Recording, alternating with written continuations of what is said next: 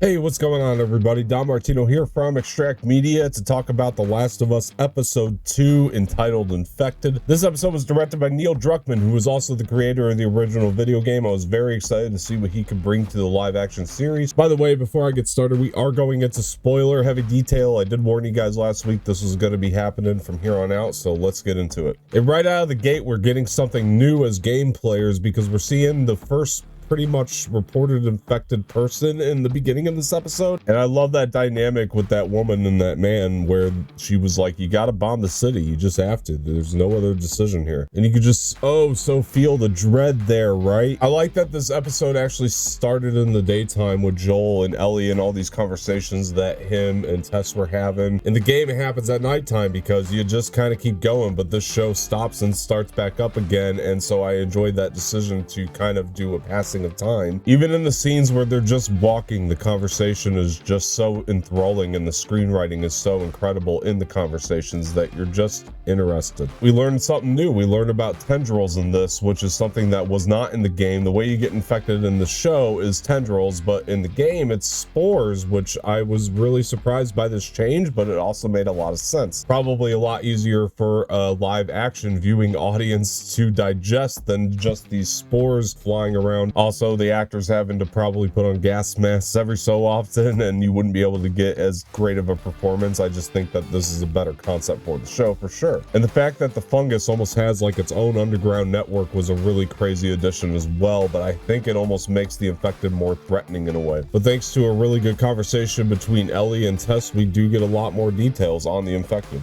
A lot of these buildings are almost a shot-for-shot remake of the game in a way, the way that they were designed anyway. That's something I also appreciated as a game player. I love that the clickers are done practically. Every moment of those scenes with the clickers were so intense and suspenseful, and I felt Joel's pain just kind of trying to be stealthy through the museum. Playing the game, I was like, I know the feeling that he's going through right now. Obviously, the big twist at the end is that Tess did get bitten by one of the infected in the museum. As a game player, I did know that this was coming, by the way, so that was no surprise to me. What was a surprise to me is that the infected end up being the ones to kill Tess. In the game, it's Fedra, I'm pretty positive. And one of the final shots where Tess pretty much lets one of the infected just get inside her mouth is really unsettling to watch as a viewer. Ellie does not want to leave Tess in the building. That's very much similar to the game, but Joel and her just kind of go their own separate ways right there at the end, even though I know that Ellie's going to catch up to him probably here in the next episode. I like that this show is so much more of a study of the character of Joel because you really do see how much of a broken man he is even through this episode and how little humanity he actually has left in him. Bella Ramsey really won me over as Ellie, although this version of Ellie kind of skews a bit younger than the one that we know in the game. The one that we know in the game is pretty much already kind of an adult state of mind, but I think that we'll build to it with this one, so I do like the decision. It gives us an opportunity to build a little bit further with this episode. Also had funny moments. It's shot incredibly well. I am loving The Last of Us so much. You know how good a show is when it's almost borderline painful to wait for the next episode. It sucks, but I'm happy to do it anyway. I'm so thrilled that we had this show on TV right now. Guys, I'm serious. If you are not watching The Last of Us, first of all, why are you still here? Because I spoiled the whole damn episode. Please make sure you are watching this show, though. I'm not kidding.